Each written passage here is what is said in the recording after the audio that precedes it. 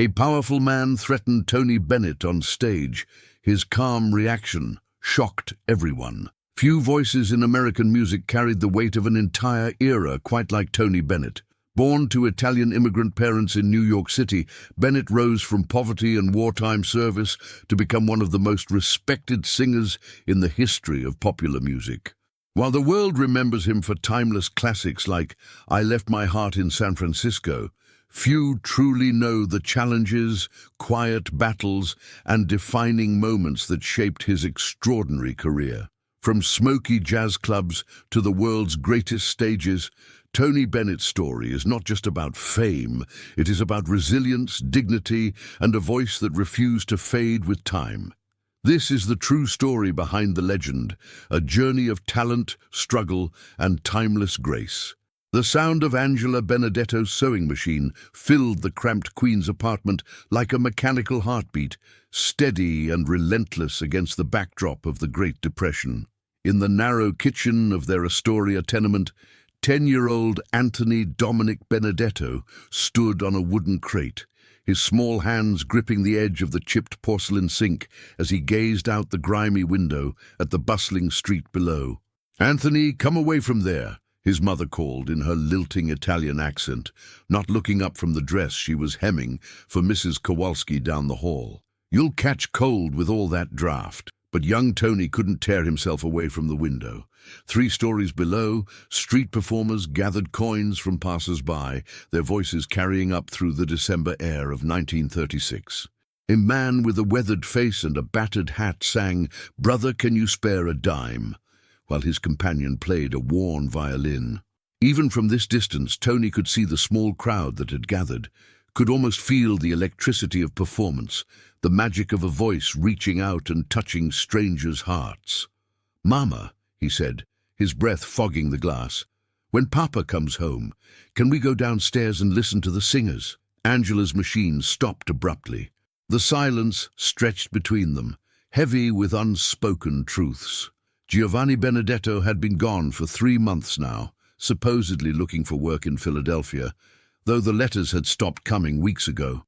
The neighbors whispered about men who simply vanished when the weight of poverty became too much to bear, leaving their families to face the wolves alone. "Your papa will be home soon," Angela said finally, her voice carefully controlled. "Until then, we make our own music, yes." She set aside her sewing and moved to the stove, where a pot of watery soup simmered. The smell was more hope than substance, but she stirred it with the same care she brought to everything else in their small world. "Sing for me, Anthony. Sing that song you learned at school." Tony turned from the window, his dark eyes bright with sudden purpose. He'd always been able to sense his mother's moods, to know when she needed lifting. Even at 10, he understood that his voice was a gift he could give freely, a way to chase away the shadows that seemed to follow them everywhere. "Which one, Mama?" "The one about the sunshine," she said, settling into the kitchen's single chair. "The one that makes you sound like an angel." Tony straightened his narrow shoulders and began to sing "You Are My Sunshine," his clear, sweet voice filling every corner of their tiny apartment. The words seemed to brighten the dim room, and for a moment the peeling wallpaper and the smell of boiled cabbage from the neighbor's dinner couldn't touch them. There was only the music, pure and honest and full of love. As he sang, Angela's face softened. The worry lines around her eyes didn't disappear, but they eased, and when Tony reached the chorus, she joined in with her own gentle harmony. Their voices blended perfectly, mother and son, 2 souls finding solace in melody. When the song ended, the silence felt different, not empty, but full of possibility. "Beautiful," Angela whispered, reaching out to smooth Tony's dark hair. "Your voice, it's like your papa's, but stronger, sweeter. Really, really." She stood and moved to the small radio on the counter, its fabric speaker worn thin from years of use. "Come, let's listen to the music show. Maybe you can learn something new." The radio crackled to life, filling the kitchen with the smooth sounds of Bing Crosby's latest recording. Tony listened intently, his head cocked to one side, absorbing every note, every inflection. Even then, at 10 years old, he could hear the mechanics of it, how Crosby's voice moved through the song like water, finding its way downstream, natural and effortless. "He makes it look so easy," Tony observed. "The good ones always do," Angela replied. "But easy-looking is the hardest thing of all. Your papa, he used to say that about his painting. The brush strokes that looked simple, those took years to perfect." She moved to a small wooden box on top of the ice box and pulled out a bundle of letters tied with a faded blue ribbon. Giovanni's letters, the ones that had stopped coming. Your papa, he had dreams too. Big dreams about his art, about making beautiful things for the world to see. What happened to them? Angela was quiet for a long moment, her fingers tracing the edges of the letters. Life happened, Anthony. Life and bills and the need to put food on the table. Dreams are beautiful things, but they're also fragile. They need tending, like plants in a garden. The radio shifted to a different song, something livelier, and Tony found himself swaying to the rhythm. "But what if you tend them really, really carefully?" His mother smiled, the first genuine smile he'd seen from her in weeks. "Then maybe, just maybe, they grow into something wonderful." Later that evening, as Angela tucked him into the narrow bed they shared in their single bedroom, Tony stared up at the water stains on the ceiling and made a promise to himself. He would tend his dream of singing, would nurture it, and protect it no matter what came. He would learn every song on the radio, would practice until his voice was strong enough to fill concert halls, would sing for crowds bigger than the ones that gathered on the street corner. "Mama," he whispered in the darkness, "I'm going to be a singer, a real one, like Bing Crosby." Angela's arm tightened around him. "I know you will, my beautiful boy. I know you will." Outside their window, the sounds of the city continued. The elevated train rattling past, the distant laughter from the tavern on the corner, the occasional argument spilling out onto the sidewalk. But inside their small apartment, mother and son held on to each other and their dreams, finding strength in the melody that connected their hearts across all the uncertainty of their Depression-era world. The next morning brought news that would change everything. Mrs. Romano from downstairs knocked on their door just after sunrise, her face grave with the kind of news that traveled fast through the tight-knit immigrant community. "Angela," she said quietly, glancing at Tony, who was getting ready for school. "There's been word about Giovanni." Angela's hands stilled on the buttons of Tony's coat. "What kind of word?" "He's in Philadelphia General Hospital. Some kind of accident at a construction site. They say..." Mrs. Romano lowered her voice further. "They say he may not make it." The world seemed to tilt sideways. Tony watched his mother's face crumple, watched her steady strength finally crack under the weight of months of uncertainty. But even as tears rolled down her cheeks, she knelt down and helped him finish buttoning his coat, with hands that barely trembled. "You go to school," she told him firmly. "Learn everything they teach you. Sing in music class like you always do. And remember, no matter what happens, we still have each other, and we still have your voice." That day at PS 141, Tony sang louder than he ever had before. When Mrs. Henderson asked if anyone wanted to perform solo for the class, his hand shot up without hesitation.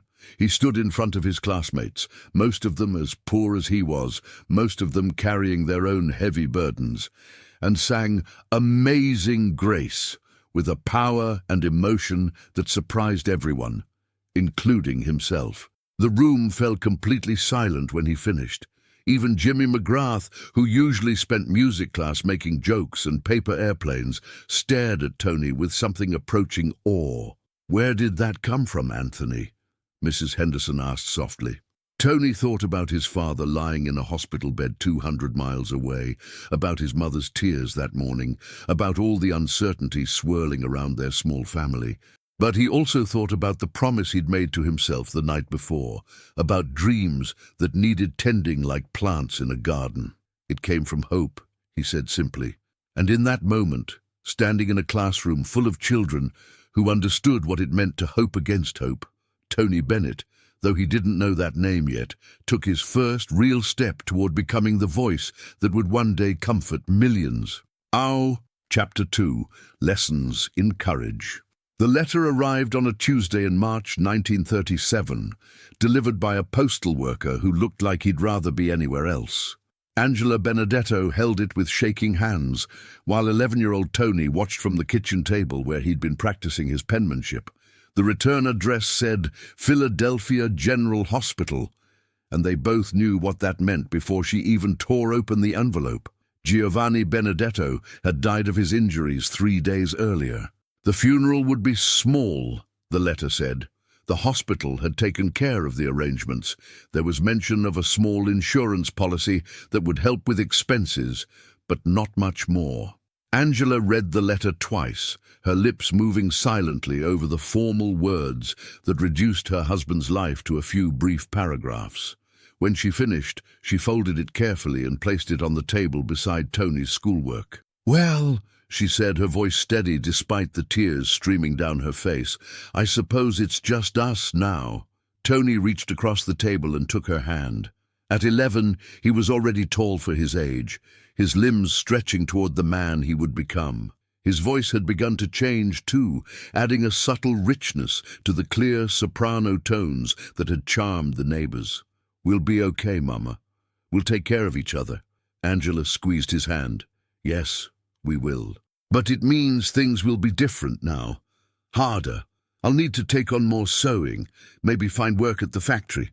And you," she paused, considering her words carefully, "you might need to help out more than boys your age usually do." The next morning, Tony walked to school with a heaviness in his chest he'd never felt before.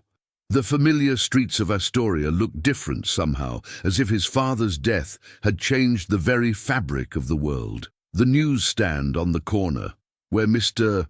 Rosenberg usually greeted him with a smile and a question about school, seemed dimmer. The smell of fresh bread from Torino's bakery didn't make his mouth water the way it used to. At school, Mrs. Henderson pulled him aside after morning announcements. "I heard about your father, Anthony," she said gently. "I'm so very sorry." Tony nodded, not trusting his voice. Mrs. Henderson had been his teacher for 2 years now, and she understood him better than most adults. She knew about his gift for music, about the way his face lit up whenever they sang together as a class. "If you need to talk, or if you need help with anything at home, you let me know," she continued. "And Anthony, your voice, it's going to be important now. More important than ever. Music has a way of healing hearts, both the singers and the listeners." That afternoon, instead of going straight home, Tony found himself walking toward the small Italian restaurant on Northern Boulevard, where he'd sometimes seen his father having coffee with other men from the neighborhood. Giuseppe's was nothing fancy. Red checkered tablecloths, the smell of garlic and oregano, and old Italian men arguing good-naturedly over dominoes. But it was warm and familiar, and right now, Tony needed familiar. He pushed open the door, the bell above it chiming softly.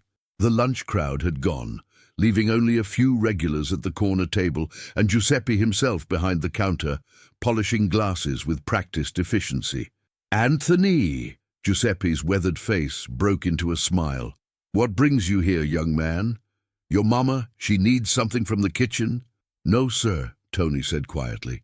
I wanted to ask you something." Giuseppe studied the boy's face and seemed to understand immediately. Word traveled fast in their tight-knit community, and everyone would have heard about Giovanni by now. He set down his glass and gestured to a stool at the counter. "Sit. You want something to eat? Some bread, maybe?" Tony shook his head. "Mr. Giuseppe, did you know my papa well?" The older man's expression softened. "I knew him since we were both young men, fresh off the boat from Calabria. Your papa, he had big dreams, always talking about his painting, about the beautiful things he would create." Giuseppe poured a glass of milk and set it in front of Tony. "He was proud of you, you know, very proud, always bragging about his son with the voice like an angel." "He never told me that. Italian fathers, we don't always say these things out loud, but in here," Giuseppe tapped his chest, "we feel them very deeply. Your papa, he worried about money, about providing for his family. But when he talked about you, his whole face would change. He would say, "My Anthony, he's going to do something special with that voice, something I never could do with my brushes." Tony sipped the milk, feeling a warmth spread through him that had nothing to do with the temperature of the liquid. "I miss him." "Of course you do, and you always will. But you know what the best way to honor your papa is?" Tony shook his head. "You become everything he dreamed you could be. You take that gift of yours and you share it with the world. You don't let fear or poverty or anything else stop you from reaching for the stars." Just then, the radio behind the counter crackled to life with a familiar song, "Cheek to Cheek" by Fred Astaire.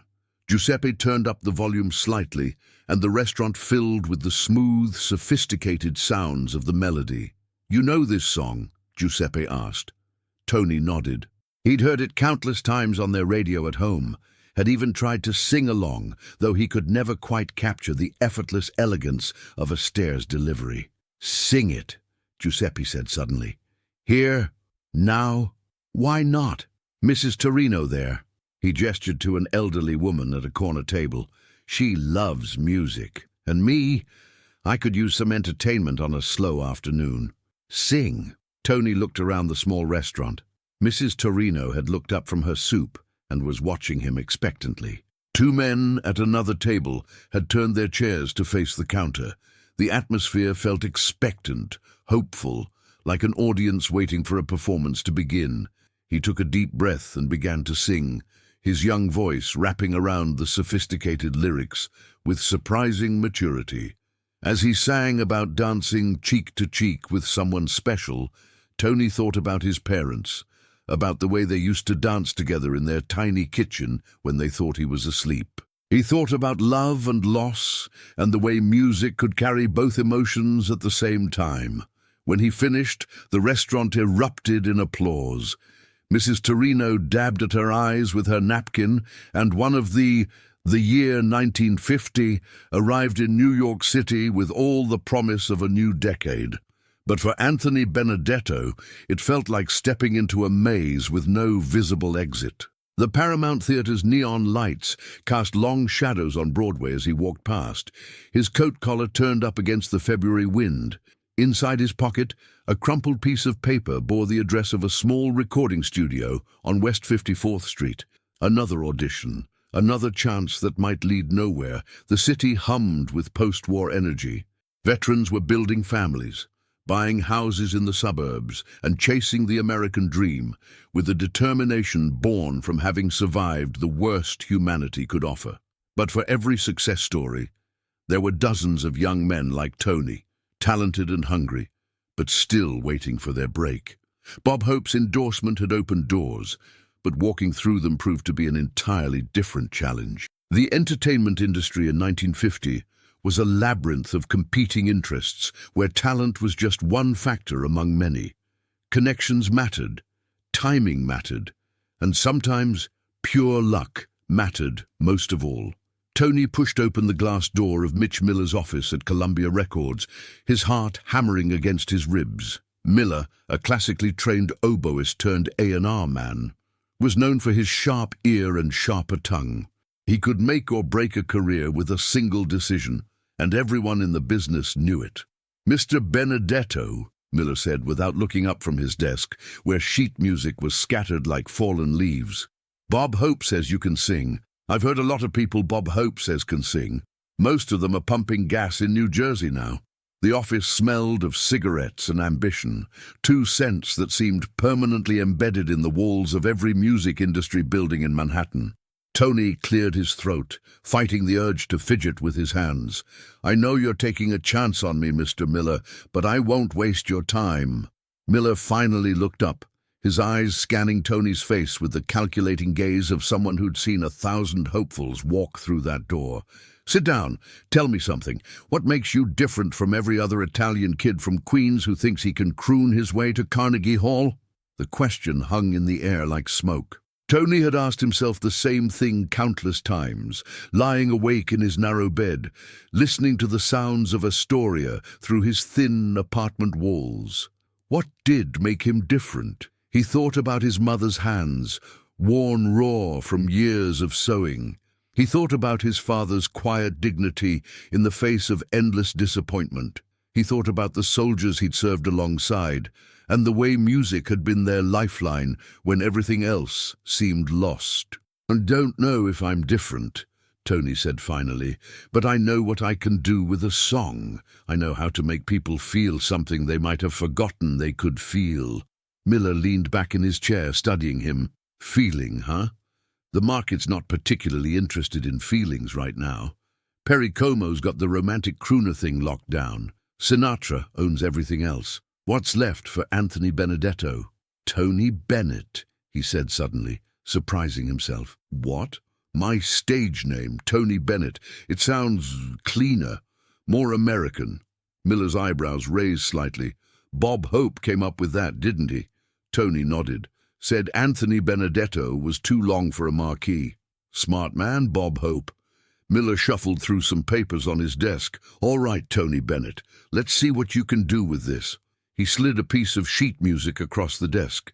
The title read, "Because of You," and as Tony scanned the lyrics, he felt something stir in his chest. It was a ballad about love and gratitude, simple but heartfelt, the kind of song that could reach across a crowded room and touch something universal in every listener. The recording session was scheduled for the following week at Columbia's studios on East 30th Street. Tony spent every waking hour preparing, not just learning the song, but living inside it, understanding its emotional landscape like a map he'd drawn himself. He practiced in his apartment until the neighbors complained, then took his voice to Central Park, where he could sing to the trees and the sky without disturbing anyone. When the day arrived, the studio felt like a cathedral to Tony. High ceilings, sound-dampened walls, and enough technical equipment to launch a rocket to the moon. The musicians were seasoned professionals, men who'd backed everyone from Billie Holiday to Duke Ellington. They looked at him with the polite skepticism reserved for untested newcomers. "Take your time," the engineer called from the booth. "No pressure, but we're paying these guys union scale, so let's try to get it right." Tony stepped up to the microphone, feeling its weight and presence like a sacred object. The musicians found their positions: piano, bass, drums, and a small string section. For a moment, the studio was perfectly silent, suspended between possibility and reality. Then the music began. The opening notes of "Because of You" filled the room like water filling a vessel, and Tony felt himself transported back to every moment that had led him here. His mother's lullabies in their queen's kitchen, the frightened voices of soldiers singing in German foxholes, the smoky jazz clubs where he'd learned to read an audience like a book. When his voice joined the music, something magical happened. The skeptical musicians began to smile. The engineer in the booth leaned forward. Even the studio secretary, who'd heard 1,000 recording sessions, stopped her typing to listen. Tony wasn't just singing the song. He was living it, breathing it, making it his own, while respecting everything the composer had put into those notes and words. His voice had a quality that was both intimate and universal, as if he were singing directly to each listener while somehow embracing them all. When the song ended, the studio remained silent for several heartbeats. Then the piano player, a grizzled veteran named Sam, who'd worked with some of the biggest names in the business, began to applaud. The others joined in, and Tony felt something shift in his chest. Not quite belief, not yet, but the first stirring of hope that maybe, just maybe, he was on the right path. Mitch Miller's voice crackled over the studio intercom. "That's it. That's the one." 3 months later, "Because of You" was climbing the charts.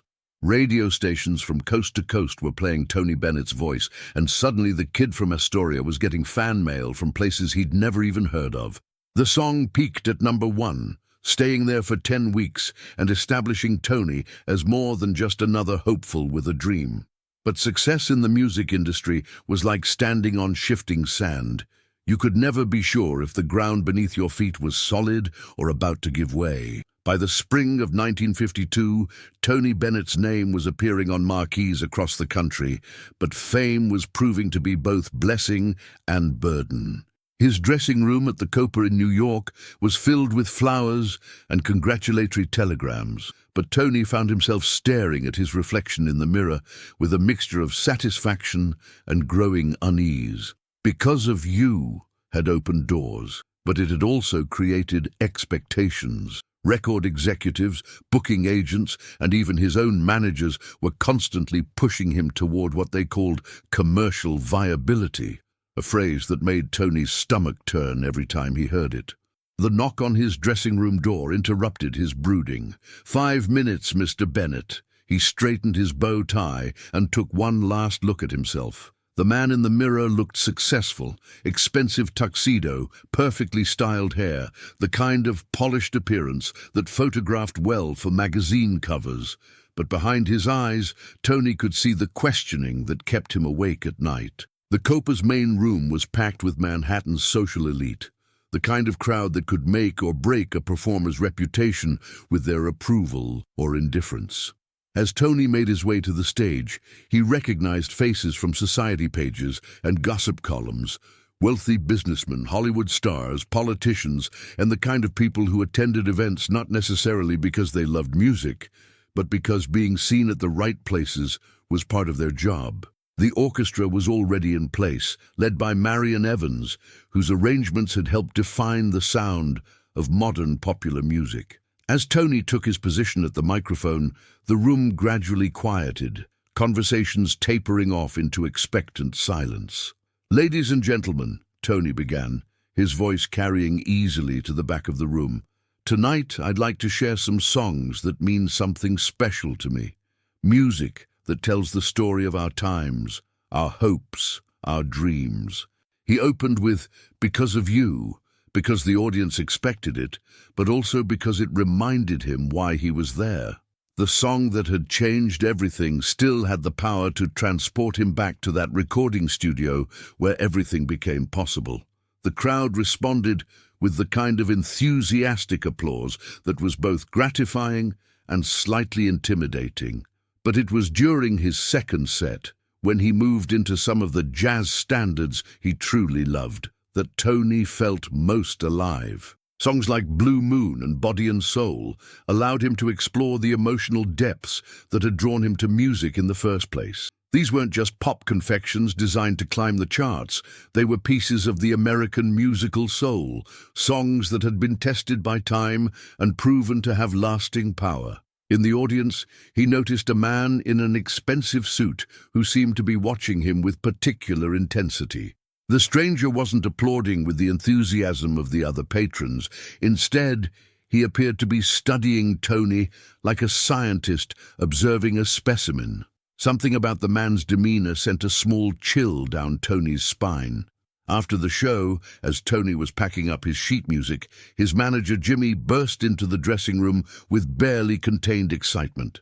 "Tony, I want you to meet someone very important," Jimmy said, stepping aside to reveal the man from the audience. "This is Goddard Lieberson, the president of Columbia Records."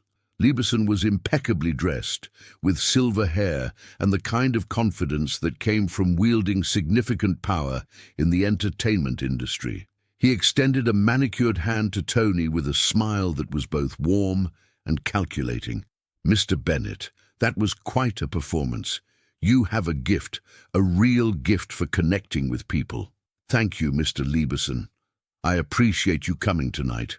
Oh, I make it my business to keep an eye on Columbia's artists, especially the promising ones." Lieberson settled into one of the dressing room chairs as if he owned the place. "But I have to say, I'm a little concerned about the direction of your repertoire." Tony felt a knot forming in his stomach. Concerned? The jazz standards, the older material, it's beautiful, don't get me wrong. But beauty doesn't always translate to sales. The market is changing, Tony. Young people want something different, something that speaks to their generation. Jimmy jumped in, clearly nervous. "Mr. Lieberson has some ideas that could really help your career, Tony." Lieberson leaned forward, his eyes locked on Tony's. "Rock and roll is the future. Elvis Presley is selling records by the millions. Chuck Berry, Little Richard, they're connecting with audiences in ways that traditional pop music simply can't match anymore." You want me to sing rock and roll? Tony asked, unable to keep the skepticism out of his voice. I want you to evolve. The music business isn't a museum, Tony. It's a living, breathing thing that has to adapt or die. We have some songs picked out for you, contemporary material that could really expand your audience. Tony looked at the sheet music Lieberson handed him. The songs had titles like Young and Warm and Wonderful and Cinnamon Sinner, pop confections that seemed designed by committee rather than born from genuine inspiration. I understand the business side of this, Tony said carefully, but these songs, they don't feel like me. They don't feel authentic. Lieberson's smile became slightly less warm. Authenticity is a luxury, Tony, one that artists can only afford after they've achieved real success. Right now, you're one hit away from being forgotten.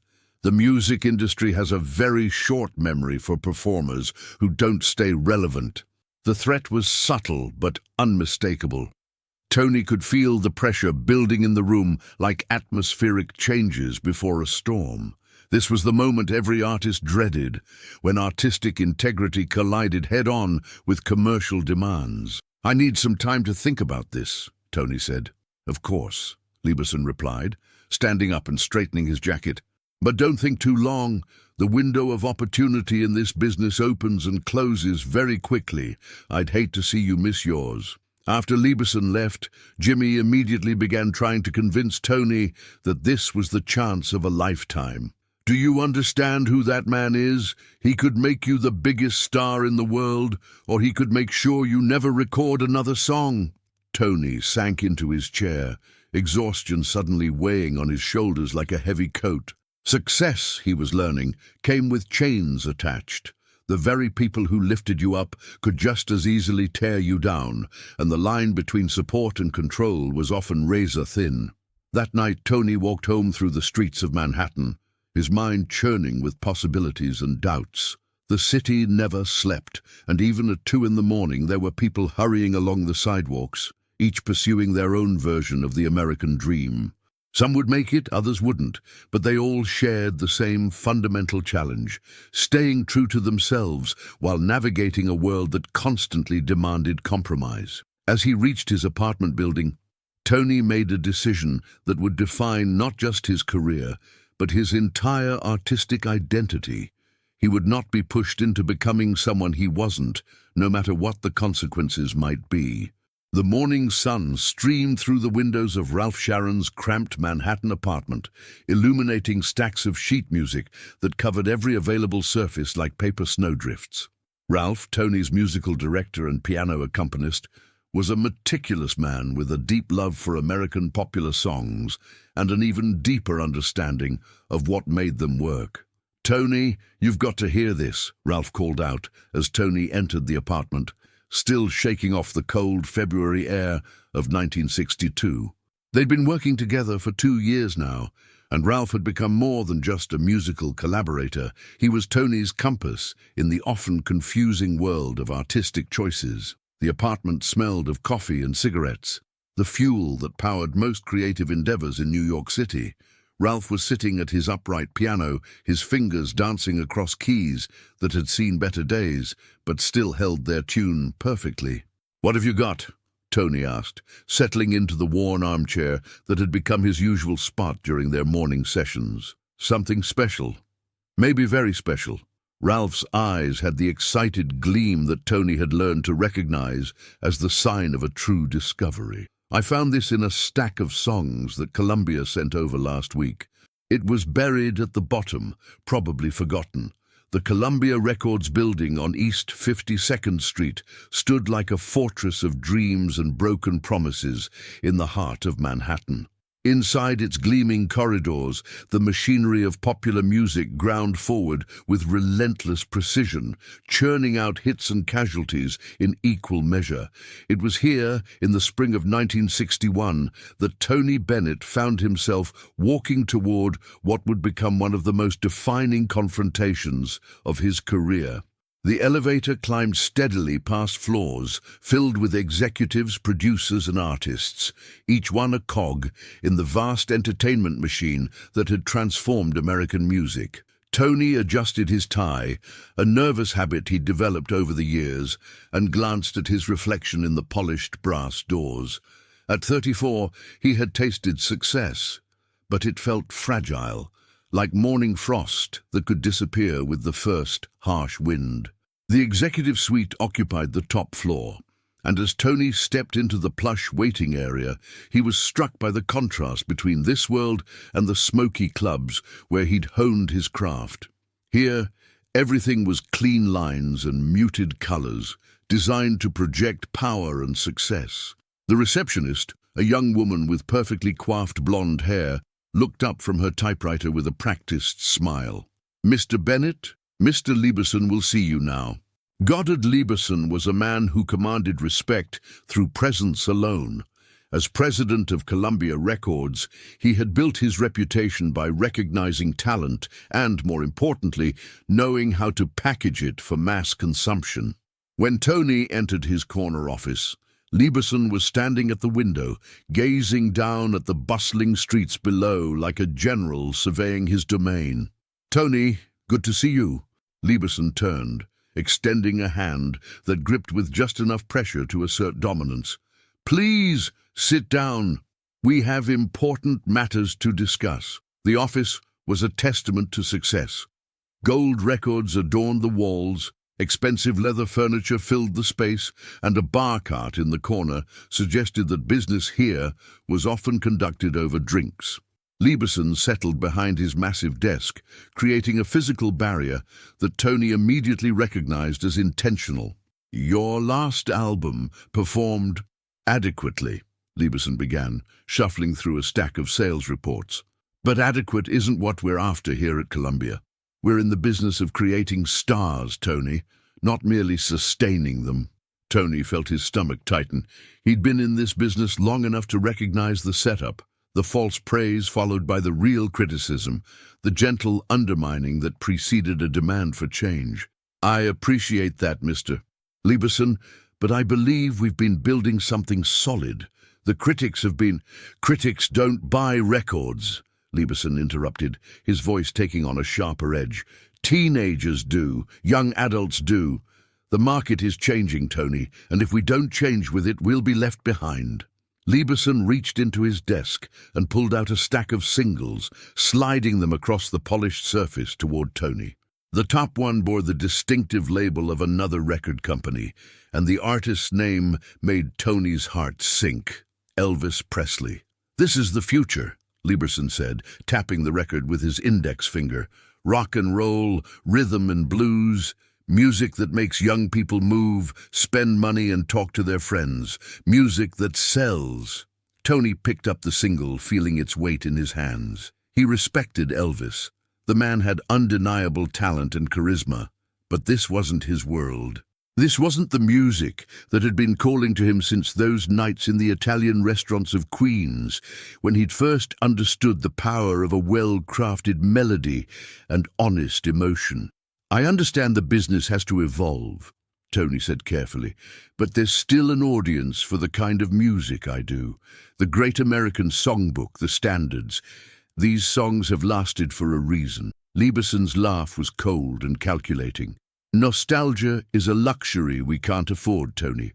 Our shareholders aren't interested in artistic preservation.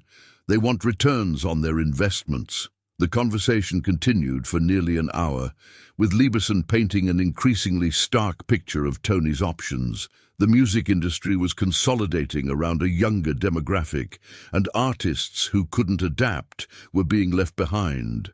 Columbia had invested significant resources in Tony's career, and they expected that investment to pay dividends. As Tony walked back through the corridors of Columbia Records that afternoon, he felt like a man caught between two worlds. The building around him represented the new reality of popular music, corporate, calculated, and driven by market research rather than artistic vision. But somewhere deep inside, the voice that had sustained him through war, poverty, and countless small-town venues was telling him that compromising his art might cost him something far more valuable than a recording contract. The meeting with Lieberson had been a warning shot, Tony realized as he emerged onto the busy sidewalk. The real battle was yet to come, and he sensed that everything he'd worked for, everything he believed about music, and its power to touch the human heart, would soon be put to the ultimate test. That evening, Tony sat in his apartment overlooking Central Park, nursing a whiskey and staring out at the city lights. Somewhere out there, in clubs and concert halls across America, other artists were facing the same choice: adapt or disappear. The question that haunted him as he prepared for bed wasn't whether he had the talent to compete in this new landscape. He knew he did. The question was whether he had the strength to resist the pressure to become something he wasn't. Chapter 12. The song Nobody Wanted. 3 months after his first confrontation with Goddard Lieberson, Tony Bennett found himself in a recording studio on West 30th Street, staring at sheet music that felt like a foreign language. The song was called Twist and Shout, and according to the Columbia executives, it represented his best chance at capturing the youth market that had become the holy grail of the record industry. The studio was smaller than the grand recording spaces Tony was accustomed to, but it had been chosen specifically for its contemporary sound, a phrase that had become as common as coffee in the Columbia offices. The walls were lined with acoustic panels, and the latest recording equipment hummed quietly in the background, ready to capture whatever magic or compromise was about to unfold. Tony's music director, Mort Lindsay, stood at the piano with an expression that suggested he was trying to solve a mathematical equation that didn't quite add up. Mort had been with Tony since the early days, and their musical partnership had always been built on mutual respect and shared vision. Now both men were struggling to find their footing in unfamiliar territory. "Let's try it again from the bridge," called out the producer, a young man named Rick Jennings, who had been brought in specifically to help Tony navigate the changing musical landscape. Jennings represented the new breed of record producers, more concerned with commercial appeal than artistic integrity, more focused on what would sell than what would last. Tony took a deep breath and approached the microphone. The song's lyrics felt awkward in his mouth, like wearing clothes that belonged to someone else. Where his natural repertoire dealt with sophisticated emotions and complex relationships, this music was all surface energy and repetitive hooks designed to get people moving rather than thinking. "Come on and twist and shout," he sang, but even to his own ears it sounded forced and unnatural. The backup musicians, session players who specialized in rock and roll, exchanged glances that Tony caught in his peripheral vision. They knew, just as he did, that this wasn't working. After the 5th take, Jennings finally called for a break. Tony stepped away from the microphone, loosening his tie and feeling the weight of compromise settling on his shoulders like a heavy coat. This wasn't just about one song. It was about the direction his entire career was taking. "It's getting better," Jennings said, though his enthusiasm sounded manufactured. "Maybe if we try a different arrangement, something with more energy?" Tony looked at Mort, who was shaking his head almost imperceptibly. They'd been working together long enough to communicate without words, and right now, Mort's expression was saying everything Tony felt. This was a mistake. "Can I speak with you privately?" Tony asked Jennings, gesturing toward a small office adjacent to the recording booth. The office was cramped and utilitarian, filled with mixing boards and sound equipment. Through the glass window, Tony could see the session musicians packing up their instruments, clearly sensing that the day's work was done. Jennings closed the door and leaned against it, his arms crossed in a defensive posture. "Look, Tony, I know this is different from your usual material," Jennings began, "but we need to trust the process. The executives upstairs know what they're doing. They've got market research, sales data. They've got everything except music," Tony interrupted, surprised by the intensity of his own voice. "Rick, I've been in this business long enough to know the difference between evolution and prostitution. This isn't evolution." Jennings's face flushed red. "And that's pretty harsh language for a guy whose last album barely cracked the top 50. The market is speaking, Tony. We just need to listen." The conversation continued for 20 minutes, with both men growing increasingly frustrated. Jennings represented the new Columbia Records, data-driven, youth-focused, and impatient with artistic temperament. Tony represented something that suddenly felt old-fashioned, the belief that music should be an honest expression of the artist's vision rather than a calculated response to market demands. Finally, Tony made a decision that surprised even himself. "I can't do this," he said simply.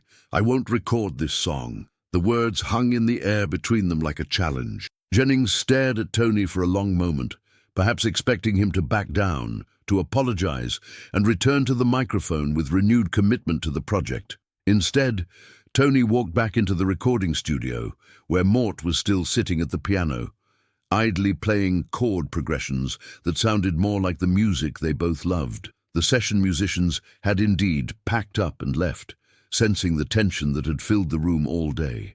"What do you think about that song we were fooling around with last week?" Tony asked Mort. "The one about San Francisco?" Mort's face lit up with recognition. The song Tony was referring to was a ballad that had been sitting in a pile of submitted materials for months. A tender, romantic piece about a man's attachment to a city by the bay. It was the kind of song that Columbia's market research would probably dismiss as old-fashioned, but it had a melody that had been haunting Tony since he'd first heard it. "You mean, I Left My Heart in San Francisco?" Mort asked, beginning to play the opening chords. "That's a beautiful song, Tony, really beautiful." As Mort played and Tony began to hum along, something magical happened in the small recording studio. The forced energy of twist and shout was replaced by something genuine and heartfelt, a song that spoke to universal emotions of love and longing, but did so with sophistication and grace. Rick Jennings, who had been standing in the office doorway, walked slowly into the studio. "What's that song?" he asked, and for the first time all day, his voice carried genuine curiosity rather than calculated enthusiasm.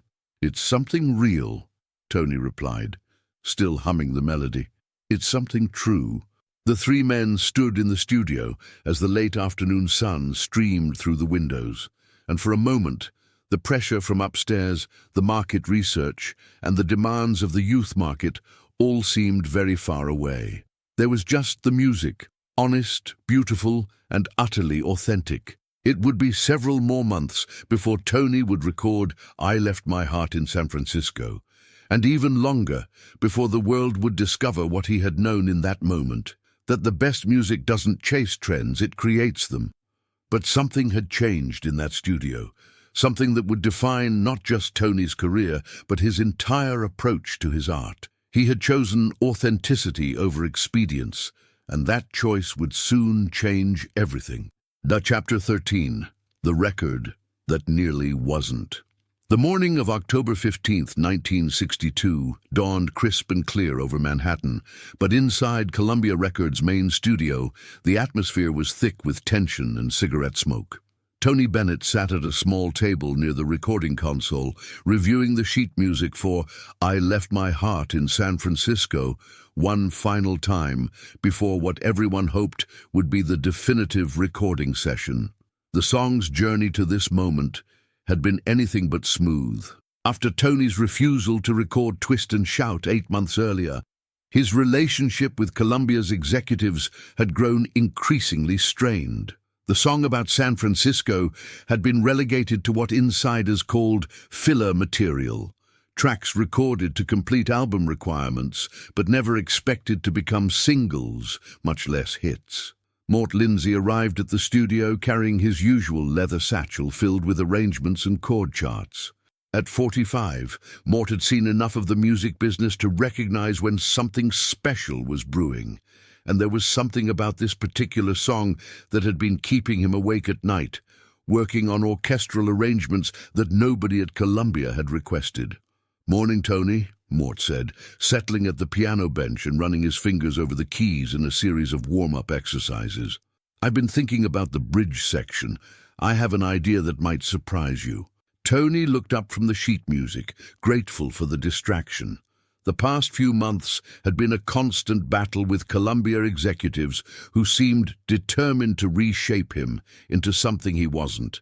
Every conversation had felt like a negotiation, Every artistic decision had been questioned and analyzed by committees of people who had never stood in front of a microphone or felt the weight of an audience's expectations. The recording engineer, a veteran named Jimmy, who had worked with everyone from Billie Holiday to Miles Davis, was setting up microphones with the careful precision of a surgeon preparing for an operation.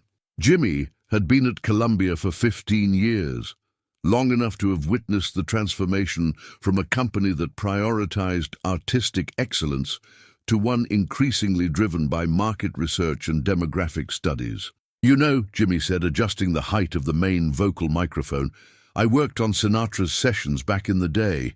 Same studio, different world. Frank used to say that the best recordings happened when you forgot about everything except the song itself." Tony nodded, understanding the subtle message. Jimmy was telling him in his own quiet way to trust his instincts despite the pressure from upstairs.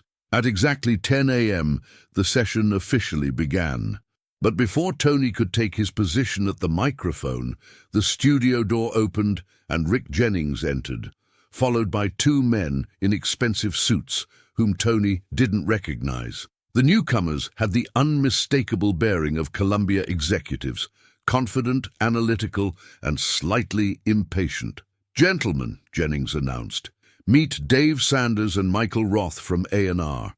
They wanted to observe today's session and provide some input on the arrangements." Tony felt his stomach tighten. The presence of additional executives meant that this session had taken on greater significance than he'd realized. Either Columbia was finally taking the song seriously, or they were preparing to document his failure to adapt to their vision. Sanders, the older of the two executives, walked directly to the control room and began examining the autumn of 1966, painted Manhattan in shades of amber and rust. But inside the executive offices of Columbia Records, the atmosphere was anything but warm. Tony Bennett sat across from Clive Davis, the newly appointed president of the label, feeling like a man watching his artistic soul being dissected under fluorescent lights. The mahogany conference table between them might as well have been a chasm. "Tony, let's be realistic here," Davis said, adjusting his wire-rimmed glasses as he slid a stack of charts across the polished surface. "The Beatles sold over 1 million copies of Yesterday in 3 weeks. The Rolling Stones are dominating the airwaves. Meanwhile, your last 3 albums barely cracked the top 100. Bennett's fingers drummed silently against his knee beneath the table. At 40, he had reached what many would consider the prime of his career, yet here he was, being lectured like a schoolboy who'd forgotten his homework. Through the floor-to-ceiling windows behind Davis, he could see the bustling energy of Midtown Manhattan, yellow cabs honking their way through traffic, businessmen in dark suits hurrying along the sidewalks, the pulse of a city that never stopped moving. "Music isn't just about numbers, Clive," Bennett replied, his voice carrying the steady calm that had become his trademark. "When I recorded I Left My Heart in San Francisco, nobody expected it to become what it did. Sometimes the best art comes from staying true to what you believe in." Davis leaned back in his leather chair, a slight smile playing at the corners of his mouth. It wasn't a warm smile. "That was 4 years ago, Tony. 4 years is a lifetime in this business. The world has changed. Your audience is getting older, and frankly, they're not buying records like they used to." The words hung in the air like smoke from an extinguished cigarette. Bennett had heard variations of this speech before, but never delivered with such clinical precision. Davis wasn't just suggesting change, he was demanding it with the authority of someone who held Bennett's career contract in his hands. "What exactly are you proposing?" Bennett asked, though he already suspected the answer would leave a bitter taste in his mouth. Davis opened a folder and pulled out several sheets of music. "We want you to record an album of contemporary material. Bob Dylan songs, Beatles covers, maybe some Burt Bacharach. The arrangement teams have already started working on orchestral versions that would suit your voice." Bennett picked up the top sheet, Like a Rolling Stone, arranged for big band. The irony wasn't lost on him. Here was a song about freedom from conventional expectations, being repackaged to fit into exactly the kind of commercial box Dylan had rebelled against. He set it down without looking at the others. "You want me to become a lounge act," Bennett said quietly. "I want you to remain relevant," Davis shot back, his patience beginning to fray. "Look, Tony, I respect what you've accomplished. Your technical ability is undeniable, but respect doesn't pay the bills or keep the lights on in this building. We're running a business here, not a museum for American standards." The comparison stung, though Bennett didn't let it show on his face. A museum, as if the songs that had shaped American culture for decades were relics to be dusted off and displayed behind glass. He thought of Count Basie, who had taught him that the best music came from understanding tradition before trying to transcend it. He thought of his mother, who had scrubbed floors to pay for his singing lessons, believing that her son's voice carried something precious that shouldn't be compromised for convenience. "Give me some time to think about it," Bennett said, standing from his chair. Davis glanced at his Rolex, a gesture that somehow managed to be both casual and calculated. "Time is exactly what we don't have, Tony. The market moves fast these days. If we're going to do this, we need to start recording within the month. The Christmas buying season waits for no one." As Bennett walked toward the door, Davis called after him, "Tony, I'm not the villain here. I'm trying to save your career. Sometimes evolution means adapting to survive." Bennett paused with his hand on the brass doorknob, not turning around. "And sometimes it means knowing what's worth preserving." The elevator ride down from the 20th floor felt longer than usual. Bennett watched the numbers descend, 19, 18, 17, each floor marking another step away from the conversation that had just redefined the trajectory of his career. The elevator's mirrored walls reflected multiple versions of himself: the successful recording artist, the working-class kid from Queens, the soldier who had seen too much war, the artist who refused to compromise his vision. They all looked tired. Outside on 52nd Street, the late afternoon sun cast long shadows between the buildings. Bennett walked slowly, his hands buried deep in the pockets of his navy wool coat. The familiar sounds of the city, car horns, construction work, the distant wail of a police siren, created a symphony that somehow felt more authentic than anything he'd heard in that sterile conference room. He found himself walking toward the village. Though he hadn't consciously chosen that direction, his feet seemed to know where his mind needed to go. 20 minutes later, he pushed through the door of a small coffee shop on McDougal Street, the kind of place where folk singers gathered to share songs and opinions with equal intensity. The coffee shop was dimly lit, with mismatched chairs and tables that looked like they'd been rescued from someone's grandmother's attic. A young woman with long, straight hair was tuning a guitar in the corner, preparing for what looked like an informal performance. The air smelled of espresso and cigarettes, with an undercurrent of something Bennett couldn't quite identify. Hope, maybe, or defiance. He ordered a black coffee and found a table near the window, where he could watch the foot traffic while trying to sort through his thoughts. The coffee was strong and bitter, nothing like the carefully prepared cup his housekeeper brought him each morning at his Manhattan apartment. But there was something honest about its simplicity that he found comforting. "Excuse me, aren't you Tony Bennett?" He looked up to find a young man, maybe 25, wearing a denim jacket over a worn t-shirt. His hair was longer than Bennett's generation would have considered respectable, but his eyes held a genuine curiosity that was hard to ignore. "I am," Bennett replied, gesturing to the empty chair across from him. "Please, sit down." The young man introduced himself as Michael, a songwriter trying to make it in the village folk scene. "I just wanted to say, your performance at the Copacabana last month was incredible. My girlfriend dragged me there. She's got a thing for the classic crooner style. But man, when you sang The Shadow of Your Smile, it was like watching someone paint with their voice."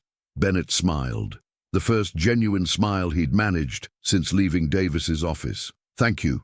That means more than you know, especially today." Bad day? Michael asked, signaling the waitress for his own coffee. Bennett considered how much to share with this stranger. There was something about the young man's earnest manner that invited honesty. Have you ever been told that your art is outdated, that the world has moved past what you do? Michael laughed, but not unkindly. Only about every other week. The record executives who occasionally wander down here looking for the next Bob Dylan usually tell us we're either too commercial or not commercial enough. Sometimes both in the same conversation. How do you handle it? I remember why I started writing songs in the first place, Michael said, stirring sugar into his coffee. It wasn't to make money or to fit into whatever category was popular that week.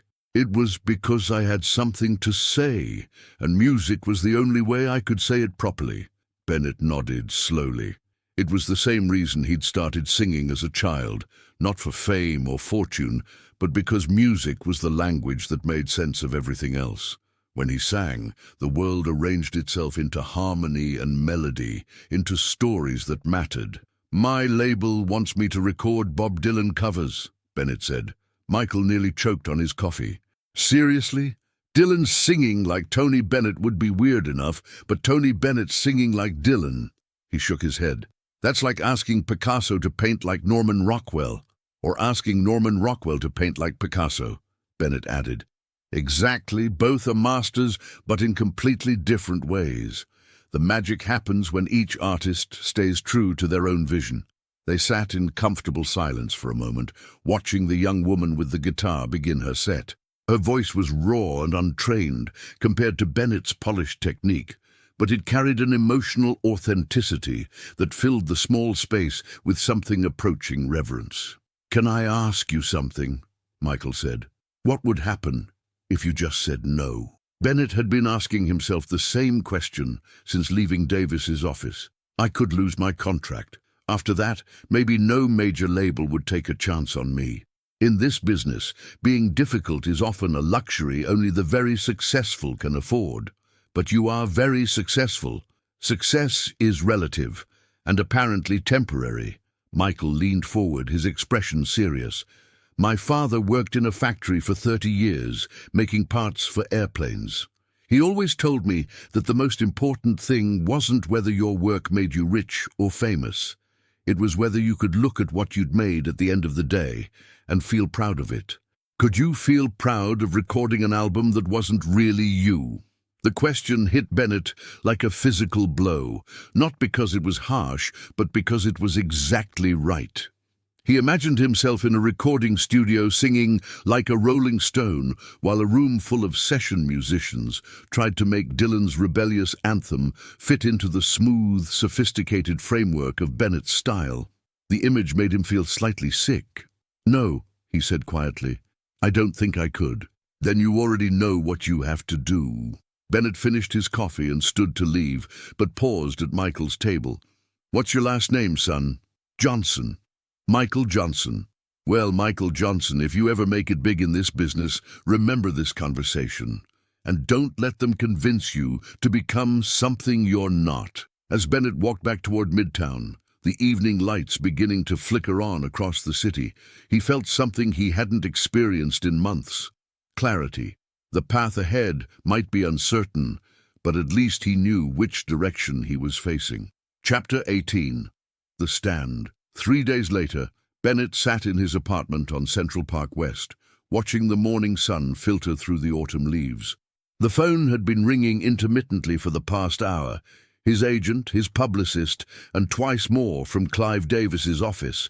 He'd answered none of them. Instead, he'd spent the time at his piano, playing through some of the songs that had defined his career. Because of You, Rags to Riches, Stranger in Paradise. Each melody felt like a conversation with an old friend.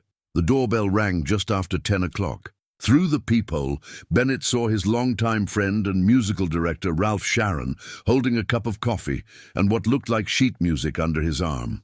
You look like hell, Ralph said as Bennett opened the door. Good morning to you too, Ralph. Sharon walked past him into the living room, setting his coffee on the piano bench before turning to face Bennett with the expression of a man who'd been fielding uncomfortable phone calls. Clive Davis called me yesterday. He wanted to know if I thought you'd lost your mind. What did you tell him? I told him that if you had, it was probably contagious, because I'm starting to think the same way. Sharon sat down heavily in Bennett's favorite armchair. Tony, they're offering you a chance to stay relevant. The money alone should be enough to make you consider it seriously. Bennett poured himself a cup of coffee from the pot his housekeeper had prepared before leaving for her morning errands. Ralph, how long have we been working together? 8 years. In those 8 years, have you ever heard me sing something that didn't feel authentic to who I am? Sharon was quiet for a moment, considering the question. No, that's actually what makes you different from most of the singers I've worked with. You don't just perform songs, you inhabit them. Then you understand why I can't do this. I understand the artistic reasons, Sharon said. But I also understand that artistic integrity doesn't pay the rent or keep orchestras employed. We're not just talking about your career, Tony. There are a lot of people whose livelihoods depend on Tony Bennett remaining commercially viable. The weight of that responsibility had been keeping Bennett awake at night. His band, his management team, the booking agents who arranged his tours, they all depended on his success for their own financial security.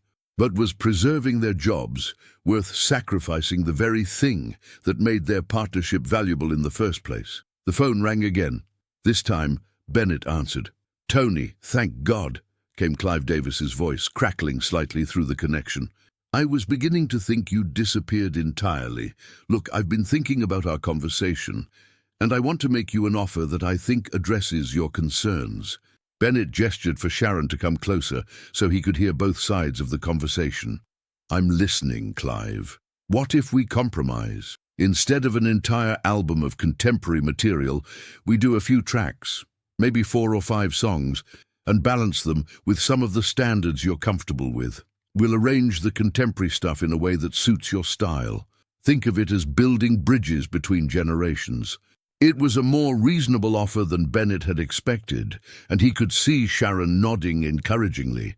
But something about the phrasing, building bridges between generations, struck him as calculated, like a marketing slogan designed to make compromise sound noble. "Clive, can I ask you something?" "Of course. When you listen to I Left My Heart in San Francisco, what do you hear?" There was a pause. "I hear a beautiful song, beautifully performed. I hear a conversation between the songwriter and the singer, where both of us understood exactly what we were trying to say. The melody, the lyrics, my interpretation, they all pointed in the same direction. That's why it worked, not because we were trying to appeal to every possible demographic.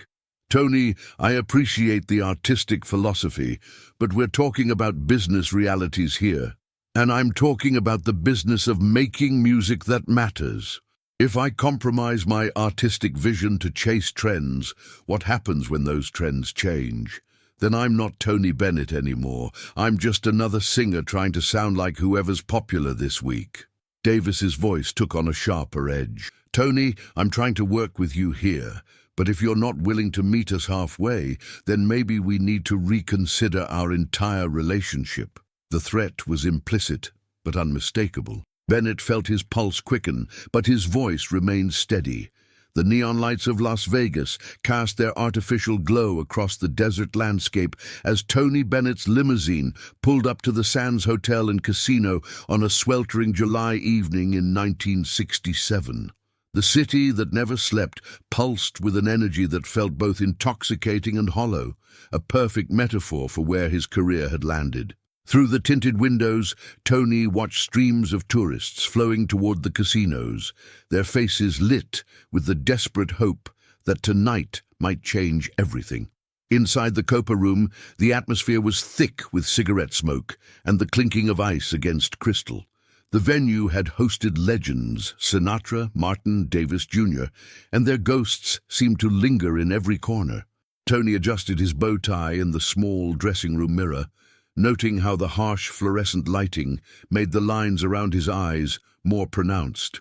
At 41, he felt the weight of every compromise, every heated meeting at Columbia, every song he'd been pressured to record that didn't feel like his own voice. The knock on his dressing room door came precisely at 8:30. "5 minutes, mister." "Bennett," called the stage manager, a thin man with nervous energy who'd been working Vegas stages since the Rat Pack ruled the town. Tony nodded, taking one last look at himself. Tonight's audience would include industry executives, high rollers, and the usual assortment of Vegas nightlife. But more importantly, sitting at table 7 would be Clive Davis, the new president of Columbia Records, and beside him, the man who'd been making Tony's professional life increasingly difficult, Jerry Ross, Columbia's head of A&R, who'd been pushing harder than ever for Tony to abandon his traditional approach. The stage lights hit him like a physical force as he stepped into the spotlight. The familiar rush coursed through his veins. This was where he belonged, where the politics and boardroom battles faded away, leaving only the music and the connection with his audience. The crowd's applause washed over him, genuine and warm, reminding him why he'd fallen in love with performing in the first place. "Good evening, Las Vegas," Tony began, his voice carrying effortlessly across the room without amplification. "It's wonderful to be here at the Sands, in this room where so many of my heroes have stood before me."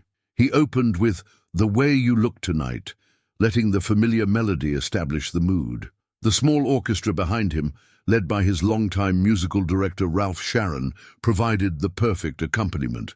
As he sang, Tony's eyes naturally found the faces in the audience.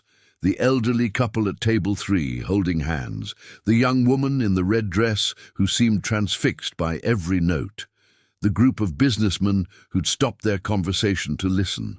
But his gaze kept returning to table 7, where Jerry Ross sat with his arms crossed, his expression unreadable in the dim lighting.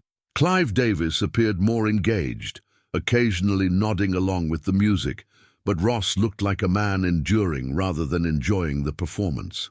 The first set flowed seamlessly. Standards that had become Tony's signature pieces, songs that told stories of love, loss, and the complexity of human emotion. "Fly Me to the Moon," "The Shadow of Your Smile," "Who Can I Turn To?" Each song delivered with the emotional honesty that had made him famous. The audience responded with increasing enthusiasm, but Tony remained acutely aware of the tension radiating from table 7. During the brief intermission, Tony retreated to his dressing room, where he found Jerry Ross waiting for him.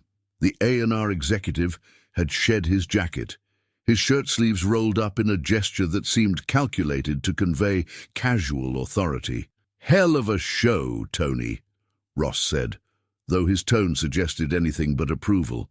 "Really takes me back to the good old days." Tony poured himself a glass of water, his movements deliberate and controlled. "The songs are timeless, Jerry. That's what makes them work." "Timeless," Ross repeated, as if tasting the word.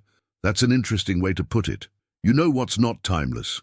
Record sales, chart positions, the demographics of people actually buying music these days. We've had this conversation before." Tony set down his glass with perhaps more force than necessary. "I'm not going to compromise my artistic integrity for a quick hit." Ross stepped closer, his voice dropping to a more dangerous register. "Compromise? Is that what you call staying relevant? Tony, I've been patient with you, more patient than most executives would be, but patience has limits." The conversation was interrupted by Ralph Sharon entering the dressing room. "2 minutes, Tony," he announced, then seemed to sense the tension and quickly excused himself. Ross waited until they were alone again. "Here's the situation. We've got that new album ready to go, the one with the contemporary material we discussed. The Beatles covers, some Bacharach, even that Dylan song we worked on. It's scheduled for release next month." Tony felt his jaw tighten. "We never finished those sessions because I told you I wasn't comfortable with the material." "Well, you're going to get comfortable with it real fast," Ross said, his friendly facade finally dropping completely, "and you're going to promote it, starting tonight." "What are you talking about?" Ross pulled a folded piece of paper from his jacket pocket. "Set list changes for your second set. 3 of the songs from the new album. We've got Columbia executives in the audience, music journalists, people who need to hear where Tony Bennett is heading artistically.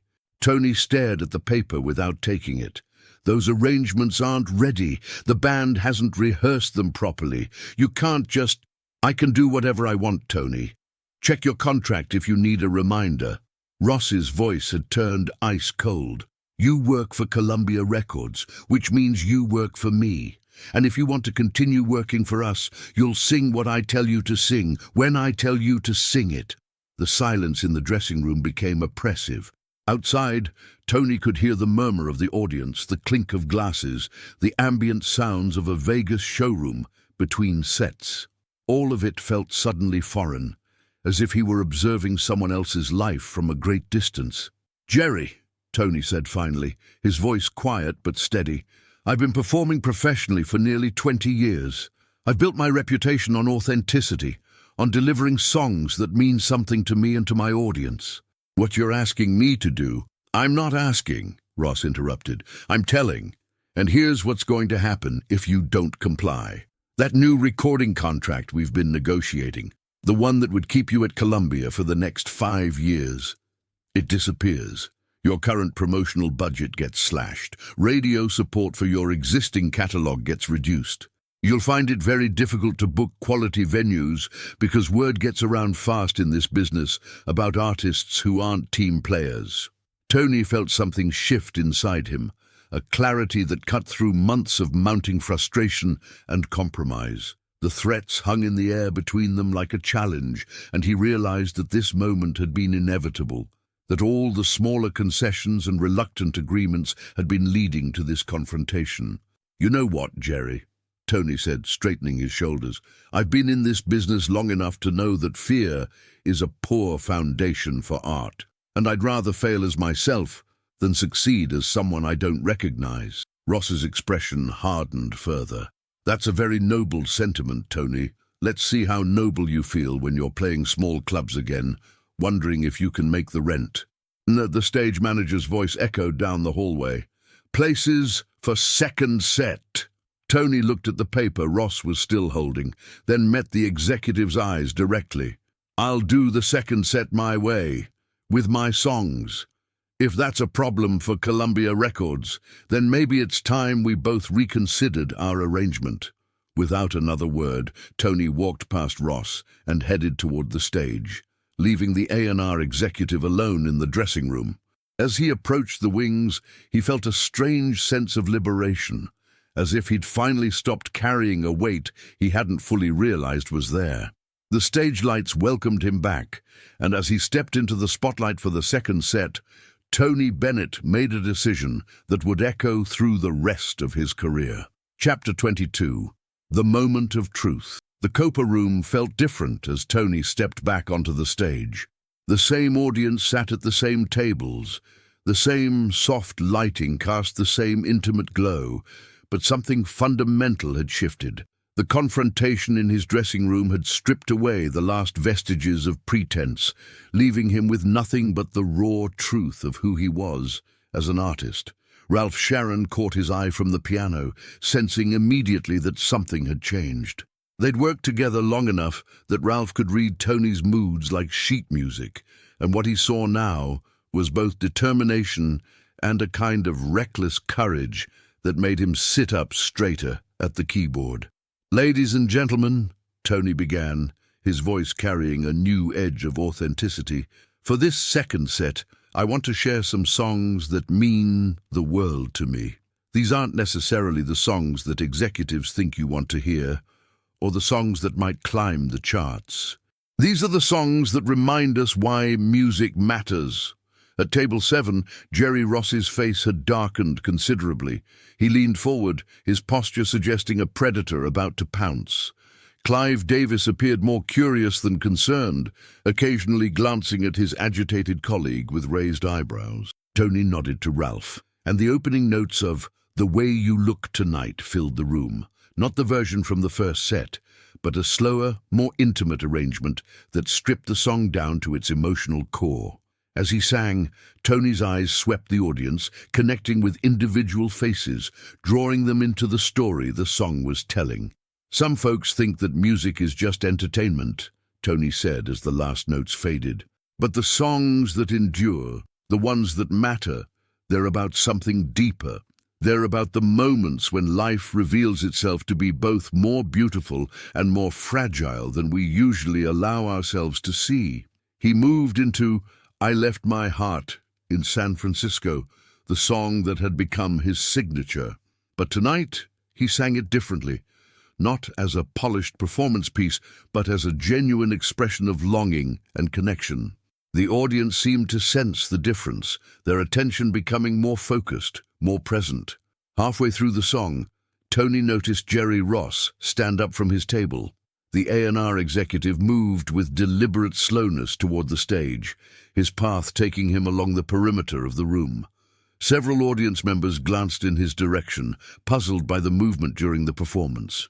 Tony continued singing, but part of his awareness tracked Ross's progress. When the executive reached a position near the stage right wings, he stopped and crossed his arms, his message unmistakable. The confrontation wasn't over. As "I Left My Heart in San Francisco" concluded to enthusiastic applause, Tony found himself at a crossroads that felt like the defining moment of his career. He could capitulate, acknowledge Ross's authority, and perform the contemporary material as demanded. Or he could double down on his artistic convictions, knowing full well the potential consequences.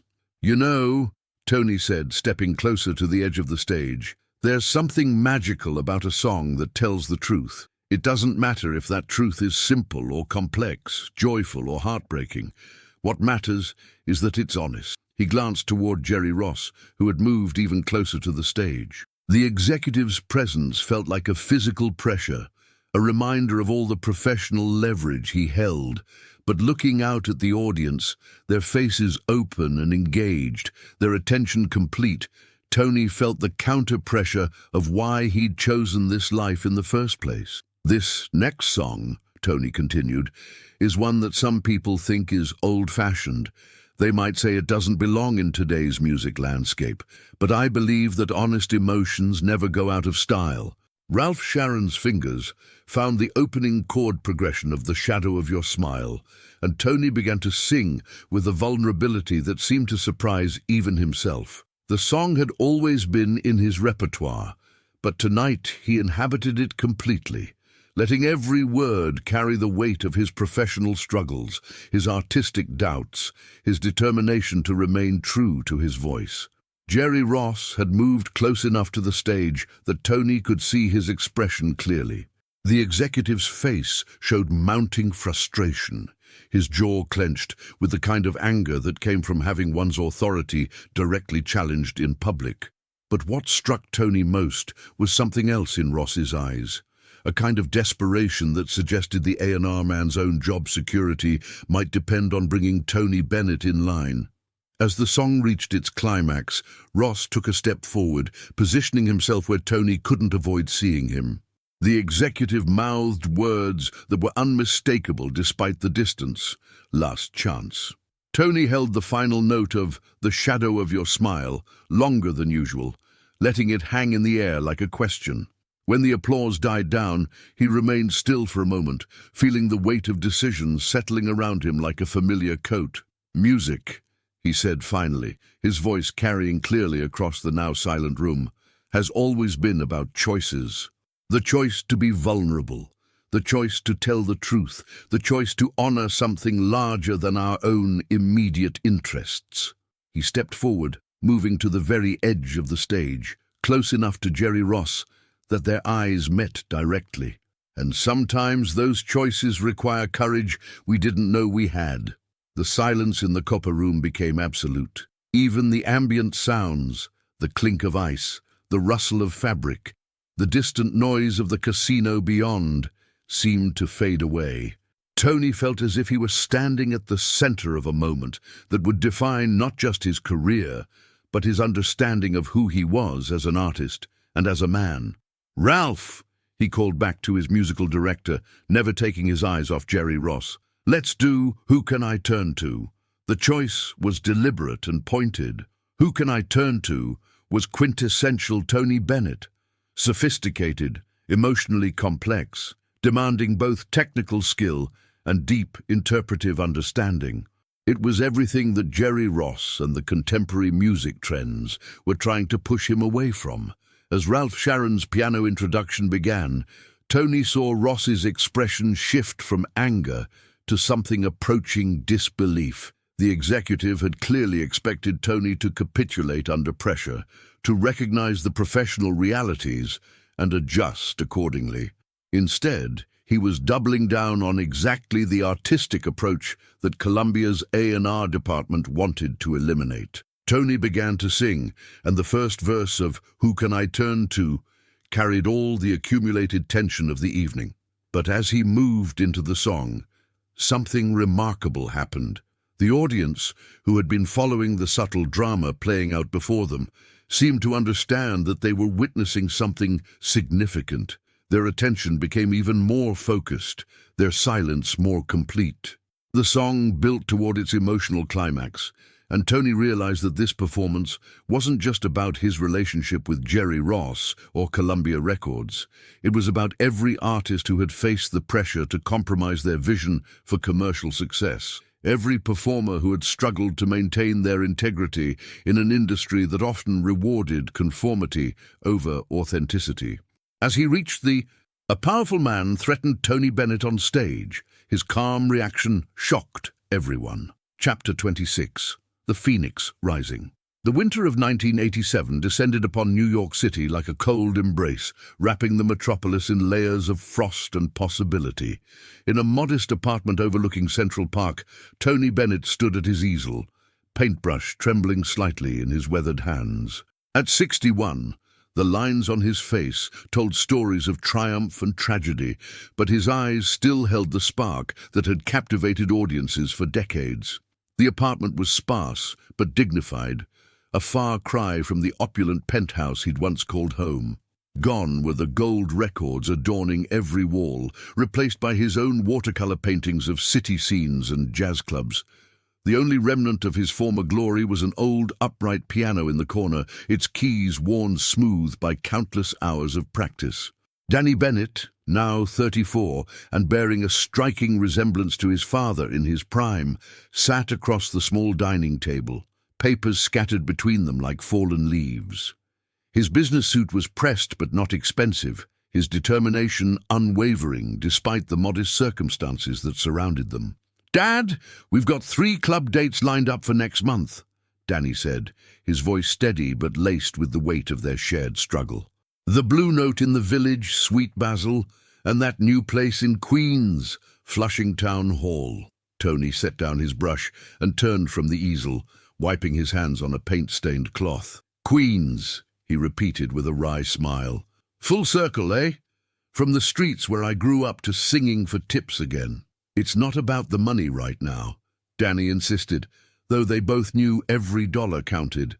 "It's about getting you back out there, reminding people why Tony Bennett matters." The phone rang, its shrill tone cutting through the afternoon quiet. Danny answered, his voice professional despite their circumstances. "Bennett Management. Yes, this is Danny Bennett. What kind of offer?" Tony watched his son's face transform, eyebrows rising with each passing second. When Danny hung up, he was grinning like a schoolboy. "That was MTV," Danny said, barely containing his excitement. "They want you for something called MTV Unplugged, and it's a new show where established artists perform acoustic sets for a younger audience." Tony frowned, confusion creasing his brow. "MTV? Isn't that the television station that plays those, what do they call them, music videos, with all the flashing lights and electric guitars?" "Exactly," Danny laughed. "Dad, this could be huge. They're talking about artists like Eric Clapton, Paul McCartney. They want to showcase the artistry behind the music, stripped down to its essence."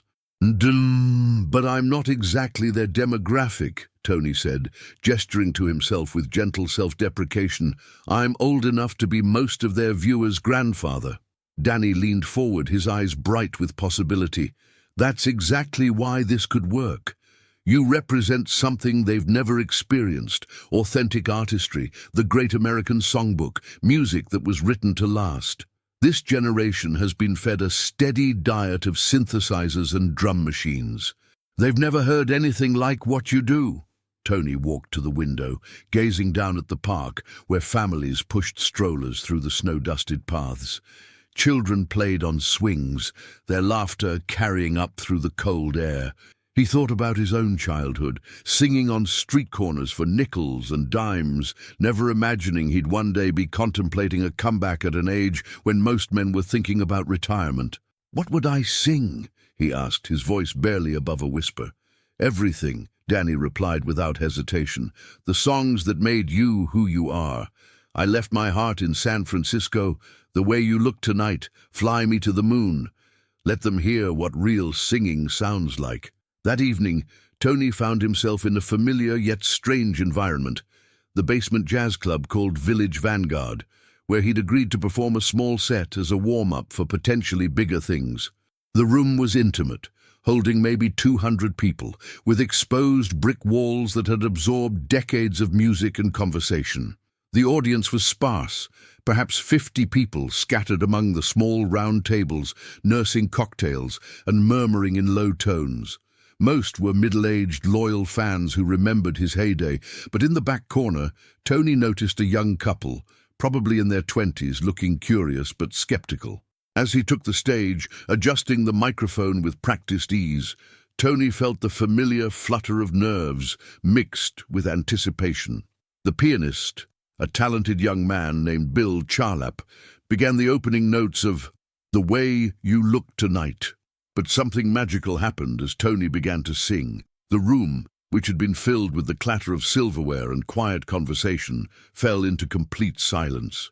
His voice, matured and deepened by years of struggle, carried a weight and authenticity that seemed to fill every corner of the space. The young couple in the back leaned forward, their skepticism melting away. The woman's eyes widened as Tony's interpretation of the classic song unfolded, each word delivered with the precision of a master craftsman and the emotion of a man who had lived every lyric. When he finished the first song, the applause was warm but restrained, a New York jazz crowd showing their appreciation in the understated way that spoke volumes. But Tony could see something in their faces, a recognition that they were witnessing something special. "You know," Tony said, stepping closer to the audience, his voice conversational and intimate, "there's something about these old songs that the young songwriters understood instinctively.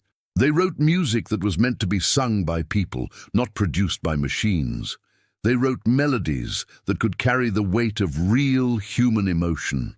He launched into "Fly Me to the Moon," and this time, the young couple in the back began to smile. The woman reached for her companion's hand as Tony's voice soared through the familiar lyrics, transforming them from mere words into a story of longing and hope.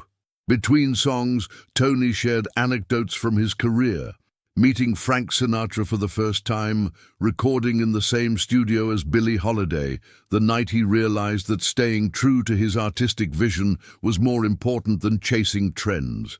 "I remember when the record executives wanted me to record rock songs," he said with a gentle laugh. "They thought I needed to change with the times. But you know what I learned? Good music doesn't have an expiration date. These songs have been moving people for 50 years, and they'll still be moving people 50 years from now." As the evening progressed, something remarkable happened.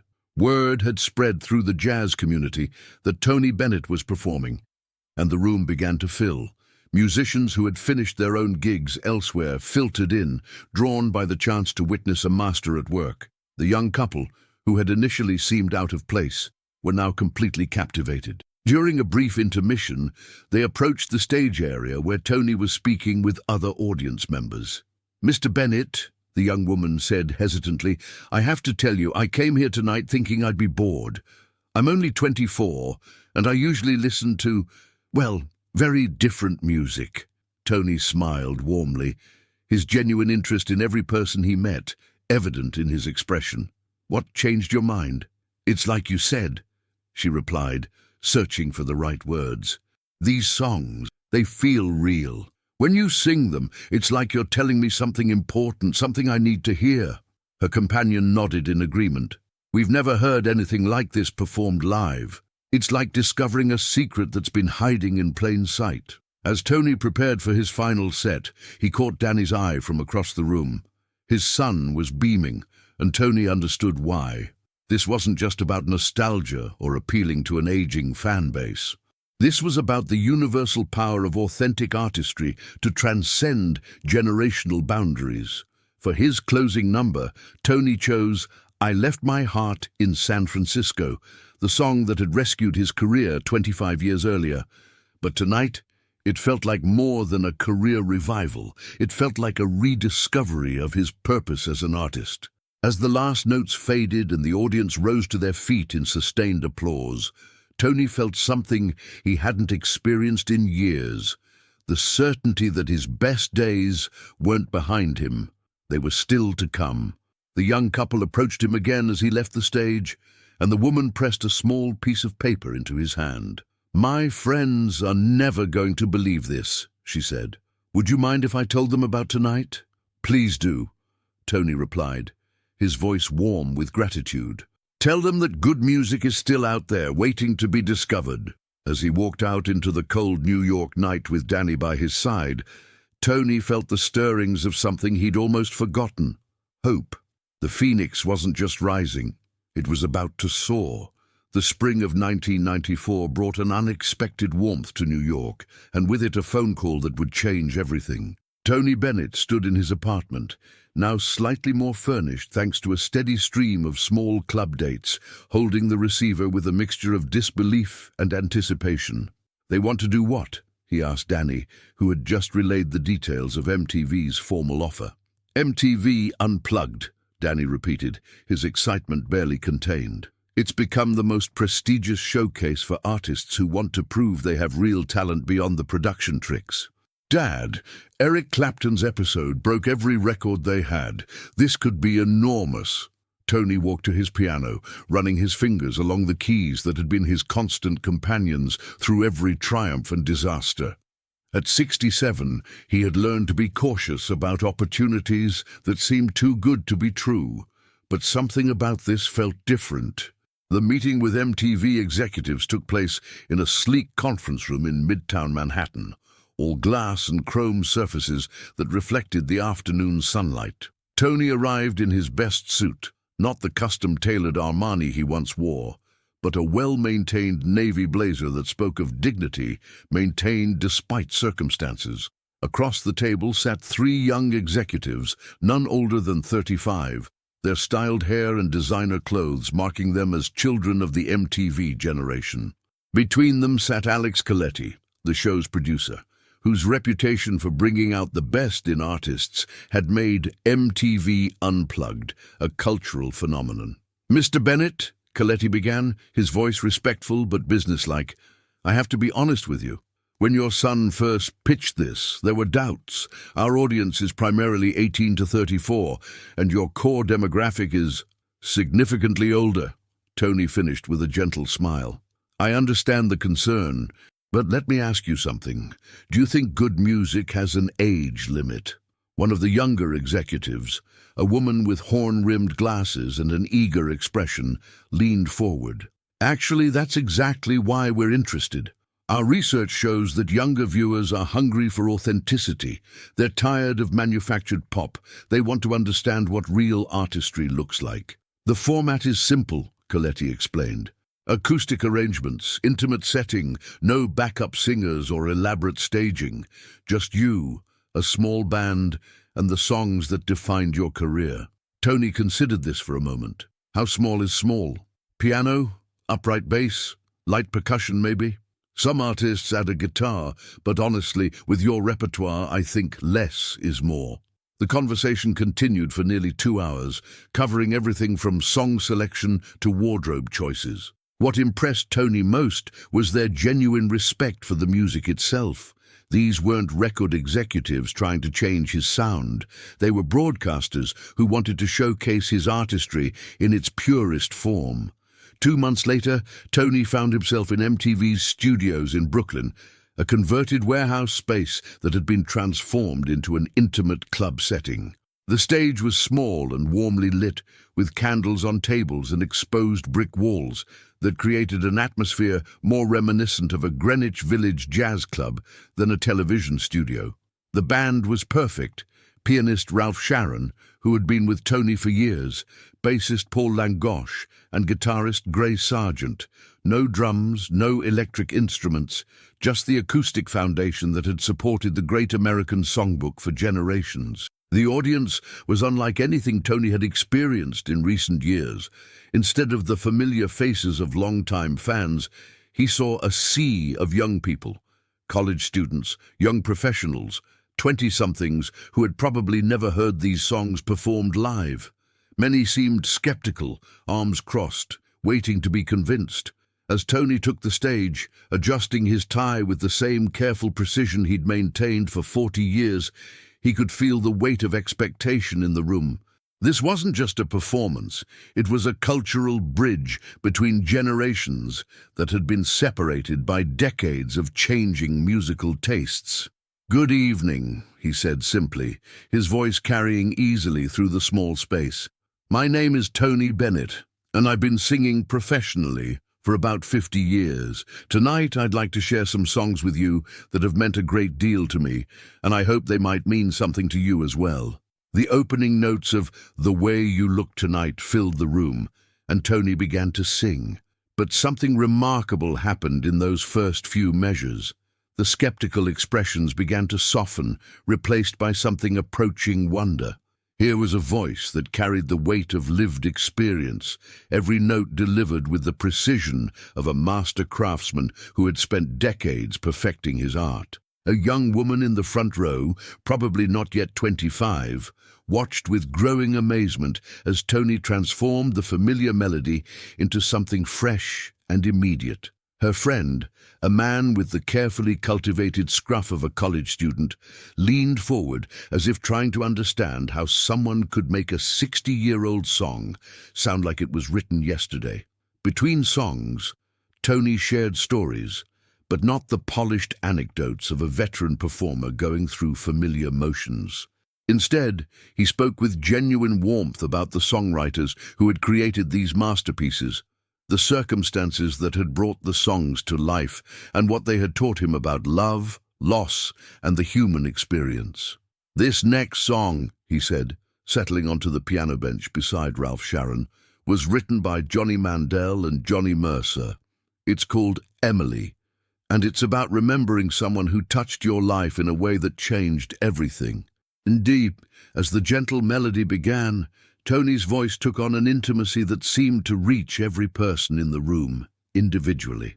The lyrics spoke of memory and longing, with a sophistication that cut through generations of cultural change, speaking directly to the universal human experiences of love and loss. In the control room, the MTV executives watched the monitors with growing excitement. The cameras were capturing something extraordinary, not just a performance, but a moment of genuine artistic communication between a master and an audience discovering him for the first time. "Look at them," whispered the young executive with the horn-rimmed glasses. "They're completely mesmerized." And they were. The audience, which had begun the evening with polite but reserved attention, was now leaning forward, hanging on every word. During Tony's interpretation of "Fly Me to the Moon," several young couples reached for each other's